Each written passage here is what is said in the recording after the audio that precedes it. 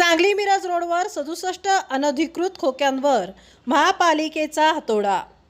विश्रामबाग परिसरात आयुक्त सत्यम गांधी यांच्या उपस्थितीत धडक कारवाई। वाहतुकीचा मार्ग मोकळा, अतिक्रमणधारकांना कठोर इशारा।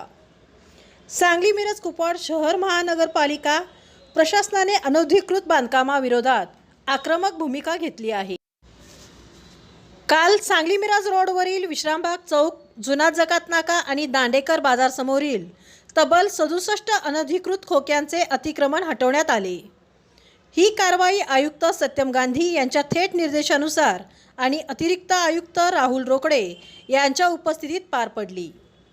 नगररचना विभागाने महाराष्ट्र प्रादेशिक व नगररचना अधिनियम 1966 तसेच महाराष्ट्र महानगरपालिका अधिनियमांतर्गत सर्व संबंधितांना पूर्व सूचना बजावली होती। विहित मुदतीत अतिक्रमण न हटवल्यामुळे अखेर प्रशासकीय बळाचा वापर करण्यात आला। अतिक्रमण निर्मूलन विभाग, स्वच्छता सुरक्षा विभाग आणि पोलीस बंदोबस्तासह ही धडक मोहीम राबवण्यात आली। अनेक वर्षापासून या खोक्यामुळे मुख्य रस्त्यावर वाहतुकीची कोंडी होत होती। कारवाईनंतर रस्ता पूर्णपणे मोकळा झाल्याने नागरिकांनी समाधान व्यक्त केले आहे।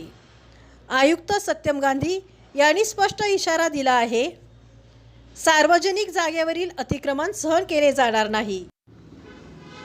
नोटीस बजावलेल्या बांधकामधारकांनी तात्काळ अतिक्रमण काढून घ्यावे, अन्यथा जप्ती आणि फौजदारी कारवाईला सामोरे जावे लागेल।